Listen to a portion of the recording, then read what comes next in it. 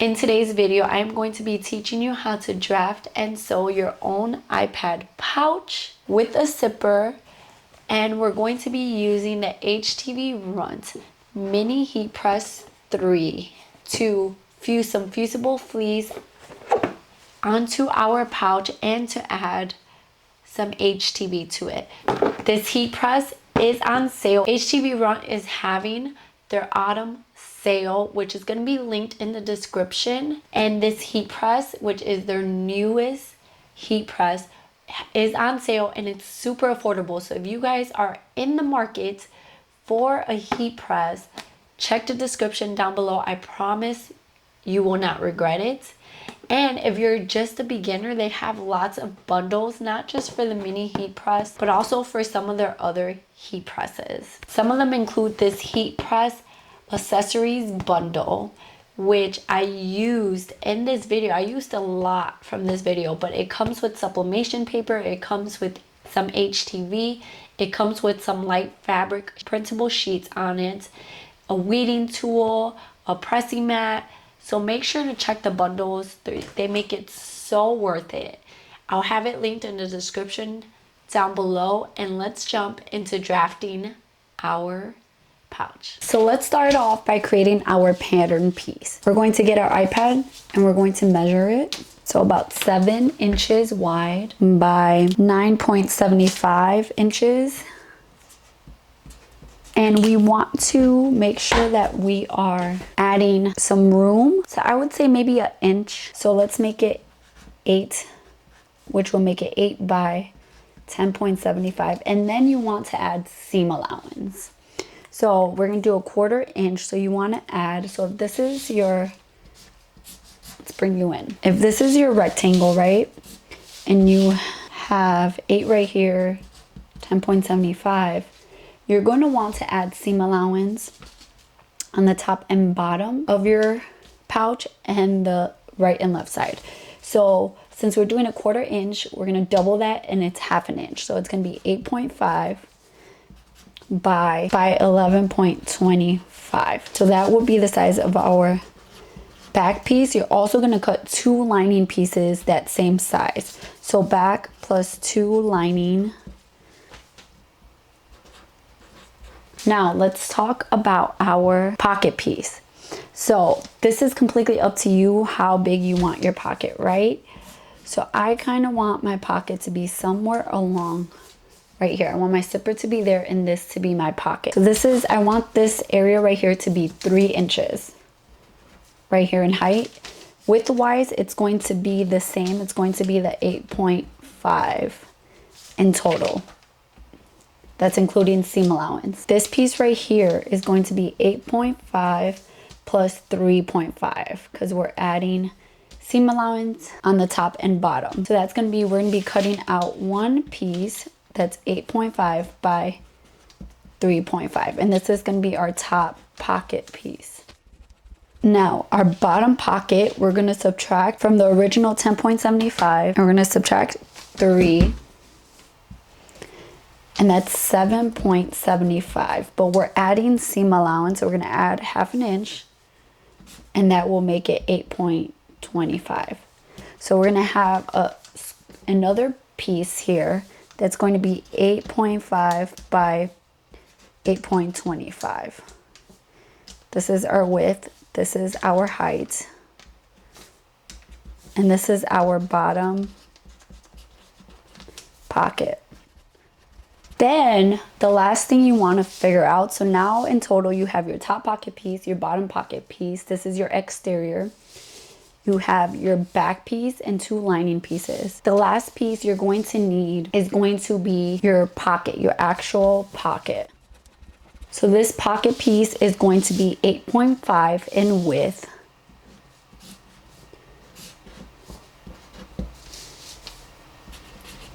And then you want to decide how big you want it to be. So you can have it be as big as this if you want. You can have it be a little smaller. It is completely up to you. Let's just say you want it to be 5 inches, right? Seam allowance, that would be 5.5. Now your pocket piece, you're going to fold it in half and later on you'll see why. So you want to double this, basically. let's forget about the seam allowance for right now.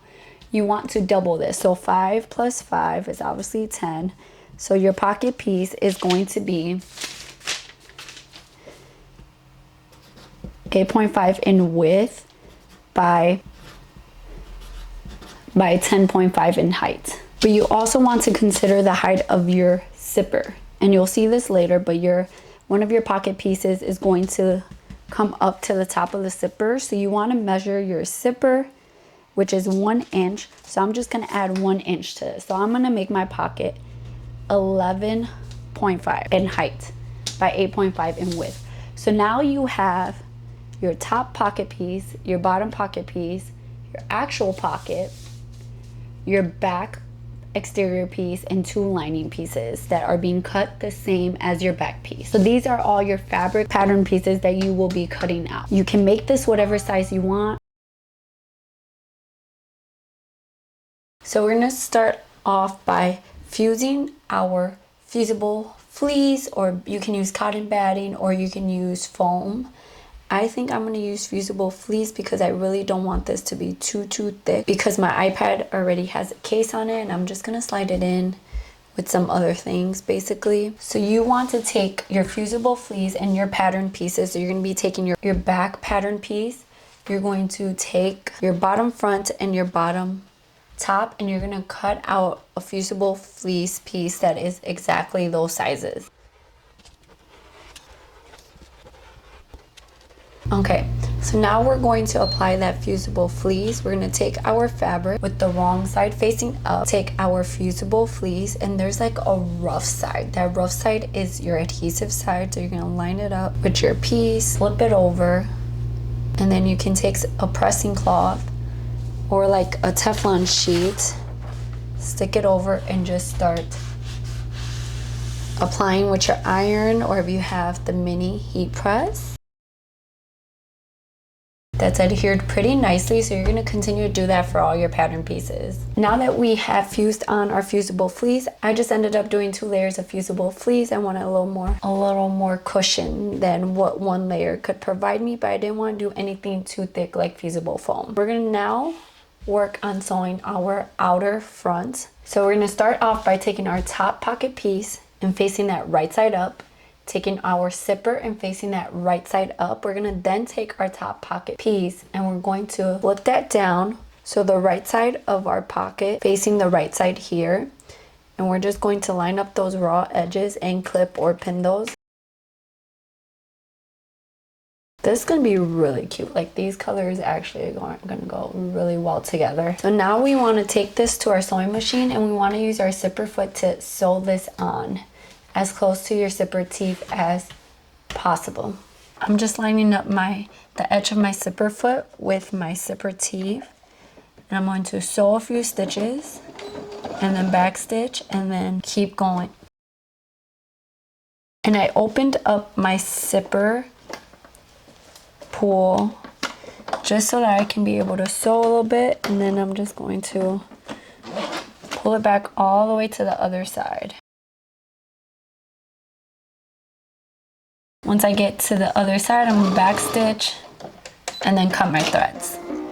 Once you have sewn it, I recommend to go in and top stitch it right there at like a 1/8 seam allowance. That way you don't have to worry about this fabric rising up. It helps with the bulk. Now we're going to take our bottom piece and we're going to make sure that if you're having a pattern, it's facing the right way. And then you're gonna flip it over. And now the right side of your zipper should be touching the right side of your fabric. Try to make sure that the top piece and the bottom piece line up at the sides, and then you want to pin or clip that as well. What I'm also going to do, because I like to do as much as I possibly can, I'm going to take my pocket piece and I'm going to find the right side of my fabric and I'm going to face that up, and I'm going to line up one of the short edges with my bottom pocket piece.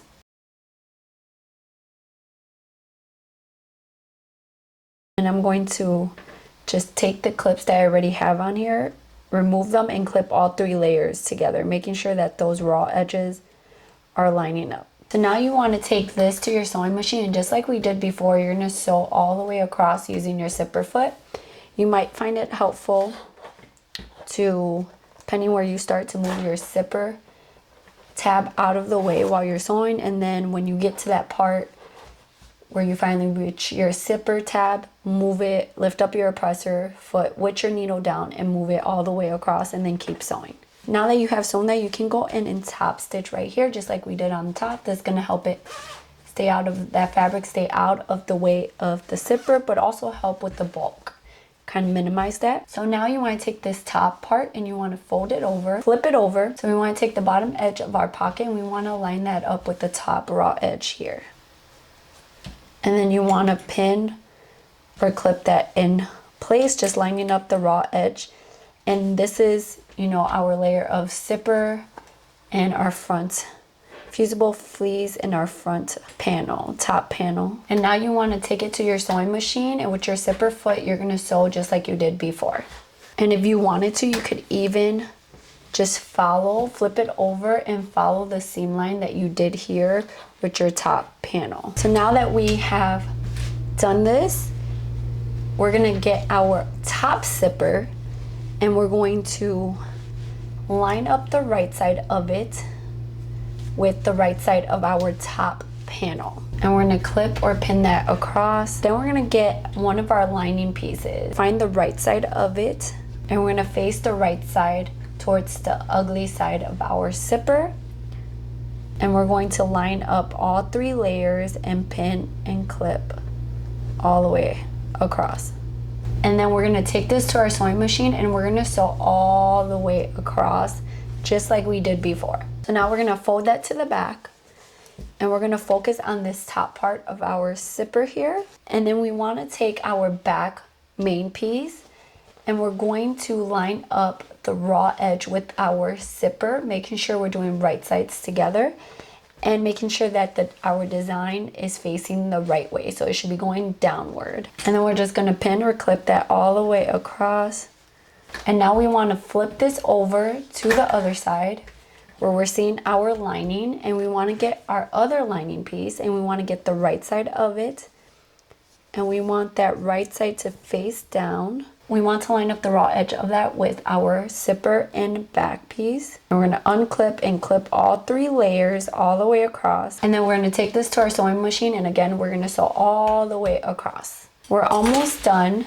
Now we're going to line up our 2 main outer pieces together and then our 2 lining pieces together. So let's start with our lining. We're going to line up those raw edges and we're going to start pinning and clipping all the way up. You want to repeat that on both sides. And then for the bottom short edge, we want to take a marking tool and we want to mark about 2-inch gap here.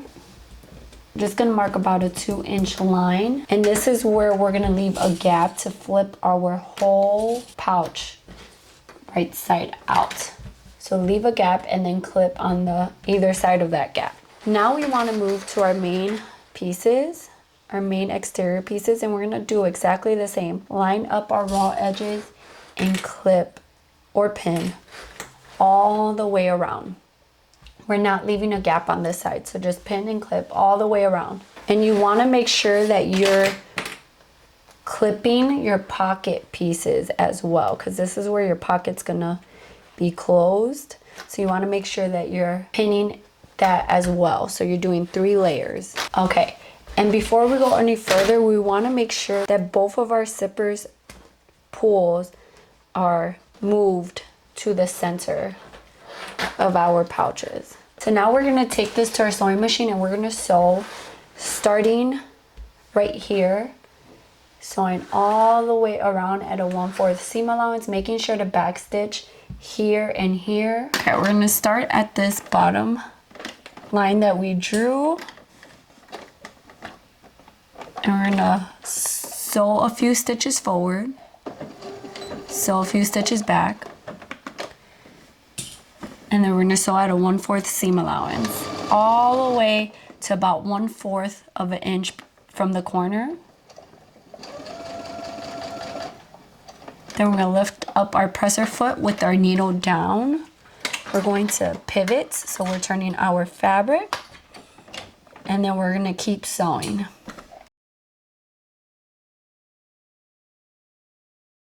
When you get to your zipper, the first zipper, you wanna just take it slow because you are sewing through a lot of layers. So just go really slow. And you might wanna just backstitch over that zipper just to secure that a little bit more.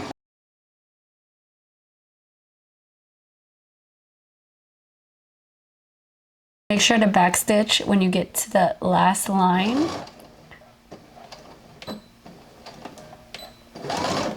You can skip this step, but I kind of want to box my corners a little bit. When you're thinking about boxing your corners, you have to think of it doubled. So if you do 1/2 inch here, it's going to end up being 1 inch open, which is not what I want. So I think I'm going to do 1/4 inch, like super small.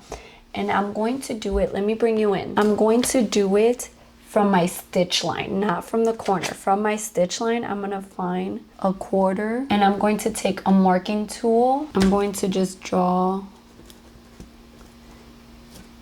this little cube like that. And I'm gonna do that for all 4 corners. And then you just wanna take your scissors and you wanna cut those out. You want to kind of pull and open this up. And you wanna kind of fold it on itself, and then open up your seam so that it lays flat on both sides.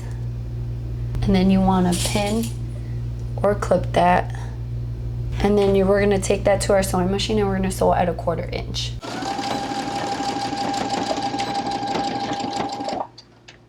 So now that we have squared off our corners, we're going to snip off our zippers here, and I wouldn't use your fabric scissors for this. And now we're going to take our hand through the hole gap that we created. Make sure your zipper is open. You can use your hand. Since you moved it to the middle earlier, you can just use your finger to slide it all the way. Reach to the far corner and pull through that gap. Just start pulling your fabric slowly through, making sure not to rip your stitches right here. Just keep pulling. Because we have fusible fleece or whatever you're using, if you're using fusible foam, I would make a bigger opening because it's going to be much harder to get it through here. So just gently pull until it has all come out. And now you can take something like a chopstick and stick it through that opening and kind of just push out your corners here. And you want to make sure you're not using something sharp that's going to poke a hole in your fabric. So now what we want to do is take this, we want to kind of pull at it, tug at it just gently, and it's naturally going to roll in. So then you want to pin or clip it shut. And then you want to take it over to your sewing machine and you want to just top stitch that with a thread that matches at a 1/8 seam allowance. Once you have top stitch, you can clip your threads and just push your lining inside. I forgot to top stitch right here when I was sewing. Why did you guys not remind me to do that? I completely forgot to top stitch right there like I had done down here. That would have made it even better, but that's okay. It still looks good. It's still fine. So we're going to be adding our words. If you're adding words, I am adding this SVG from Creative Fabric. I'll have it linked down below. I created an offset in Cricut so that you'll be able to see it, because if I would have just done just the words, it would be hard to see it with the busy print. I'm using HTV that was in the Heatpress accessories bundle. So we're going to start off by getting a lint roller and just lint rolling our fabric. We then want to get, if you're doing an offset, you want to get your offset layer. Make sure that your offset is the right way and place it where you want it. What's nice about HTV is that you can place it down, see if it's where you want it. If not, you can lift it up and reposition it. Then you can get some heat tape and hold that down. And then the heat press accessories bundle also comes with a piece of Teflon. So we can put that on top. And then we can get our HTV Ront Mini Heatpress and we can iron that on.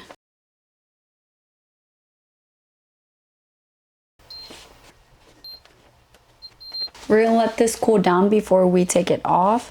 You might want to put something inside to kind of provide a little more stability so that it's not like sinking in. And we're gonna peel off our carrier sheet, and then we're gonna get our words and we're going to line it up, and then we're gonna get our Teflon sheet again and put that on top, and we're going to press this. Again, to use this, you gotta press and hold the power button and the timer will start. So I'm just doing at 320 degrees for 15 seconds. And then I'm lifting it and moving it to the new place and doing the same thing. You see how nice of a size this is? Like if I had the Cricut Easy Press Mini, I would have to do this and so many more presses. Now we're gonna let this cool down as well, and then we'll peel it. Look how cute that turned out. This is like the perfect little fall iPad case. Look at that. And it's like so spacious in here. I can put so many things in here. And I'm glad that I went with squaring the bottom because that gives it some more dimension and allows me to fit a little more in there. Mine turned out so cute. I didn't find a fabric that I liked, so I subbed my own. And I got this pattern from Creative Fabrica and I subbed it on some garbardine. I don't know how you pronounce it. I'll have it linked down below. My HTV design here is also from Creative Fabrica. I'll have that linked down below. Let me know in the comments if you guys made a pouch. How did it turn out? Please take pictures and post on Instagram and tag me. My Instagram is down below. I would love to see your pouches. Don't forget to check out HTVRont's autumn sale. It's going to be in the description. Whether you want this heat press or another one, they have a few different options. There's some bundles. Take advantage of the sales because they don't last very long. Take advantage. I would appreciate if you guys would check out the link in the description. Thank you guys for supporting my channel. Thank you for watching this video. Don't forget to subscribe, give this video a thumbs up, hit the bell notification button so you'll be notified every time I upload and share this video. I love you guys and I'll see you in my next video. Bye guys.